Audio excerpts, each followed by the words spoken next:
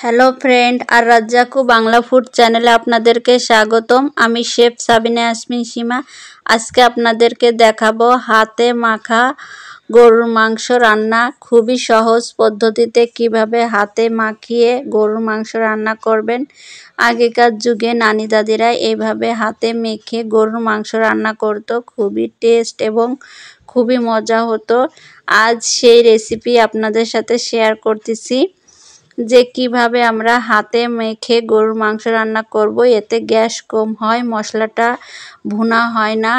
একদম কাঁচা মশলা দিয়ে কিভাবে আমরা হাতে মাখিয়ে গরুর মাংস ভুনা করব সেটাই আপনাদের সাথে শেয়ার করছি। এখানে আমি বাটা মশলা, জিরে বাটা, গরম মশলা বাটা এবং ধনে বাটা সব কিছু বাটা দিয়ে দিয়েছি। এরপর এখানে শুকনো লবণ, হলুদ, শুকনো মরিচের গুঁড়ো, শুকনো যত উপকরণ আছে সব মশলা আমি এখানে ইউজ করলাম।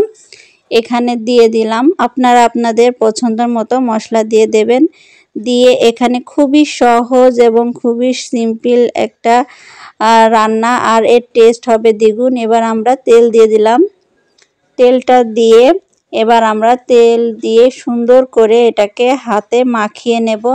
এবার গরম মশলা, ফল দিয়ে দিলাম, আস্ত আরও কিছু দিয়ে এবার এটা সুন্দর করে আমরা মাখিয়ে নেব, যাতে খুব সুন্দর একটা মাখো মাখো হয় এবং মশলাটা পুরো যাতে লেগে যায়।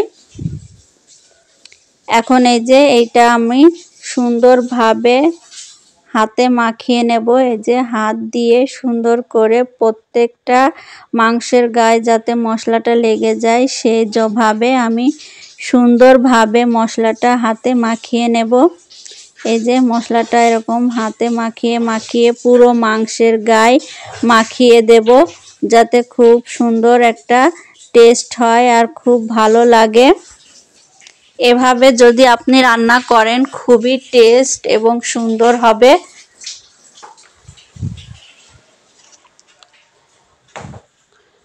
এভাবে আপনারা বাসায় একবার হলেও ট্রাই করে দেখুন, সেই আগের যুগের ফ্লেভার পাবেন এবং আলাদা রকম একটা মাংস রান্নার টেস্ট পাবেন। এবার আমরা কড়াইতে দিয়ে দিলাম, দিয়ে কড়াইটা এখন চুলোয় দিয়ে দিলাম, মাটির চুলায় দিয়ে এটাকে আমরা এখন ঢেকে দেব। ঢেকে দেওয়ার পর এই যে দেখুন এখন কিন্তু পানি বের হয়েছে মাংস থেকে। এই পানি দিয়ে আমরা কিন্তু মাংসটা পুরোপুরিভাবে কষিয়ে নেব। যতক্ষণ না মাংস কষানো হবে ততক্ষণ কিন্তু এভাবে কষিয়ে যেতে হবে।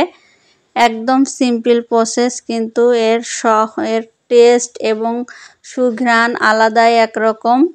বাটা মশলা, যেহেতু পাটায় বাটা মশলা এবং এটা যেহেতু হাতে মাখানো, কোনো মশলাটা কিন্তু আগে থেকে পাক হয়নি, একদম ভিন্নধর্মী রান্না। এবার আমরা আরও কিছুক্ষণ এই যে রান্না করে নিলাম। এখানে আমরা আর একটু গরম পানি ইউজ করলাম মাংসটাকে আরও সুন্দরভাবে কষানোর জন্য। এবার এর সাথে কিছু আলু দিয়ে দিলাম, দিয়ে আবারও আমরা মাংসটা একটু কষিয়ে নেব ভালো করে। মাংসটা যখন কষা হয়ে যাবে এবার আমরা ঝোলের পানি দিয়ে দেব। ঝোলের পানিটা দিয়ে যখন এই যে মাংসটা সুন্দরভাবে এই যে ঝোলের পানি দেওয়া হয়েছে, এখন আমরা এটাকে আরেকটু ঝোলের পানি দিয়ে এটা দেখতে পাচ্ছেন কি সুন্দরভাবে কত সুন্দর কালার এসেছে আর কত সুন্দর হয়েছে। এভাবে যদি আপনি বাসায় একবার রান্না করেন সবাই আঙ্গুল চেটেপুটে খাবে আর খুবই দুর্দান্ত টেস্ট হবে আর পুষ্টিতেও ভরপুর হবে। যেহেতু এটা মশলাটা গুঁড়ো পাক হিসাবে রান্না করা হয়নি, একদমই সিম্পল এবং কোনো গুঁড়ো পাক হয়নি এখানে, একদম হাতে মাখা। দেখুন কি সুন্দর কালার এসেছে আর কত সুন্দর লোভনীয় দেখতে হয়েছে। দেখেই আপনার খেতে ইচ্ছা করবে, এত টেস্ট আর এত মজা। একবার হলেও বাসায় ট্রাই করুন। ভালো লাগলে শেয়ার, সাবস্ক্রাইব এবং কমেন্ট করে সবাইকে দেখার সুযোগ করে দিন এবং কমেন্ট করে জানান আপনারা খেয়ে কেমন মজা পেয়েছেন। ভালো থাকুন, সুস্থ থাকুন, আল্লাহ হাফেজ।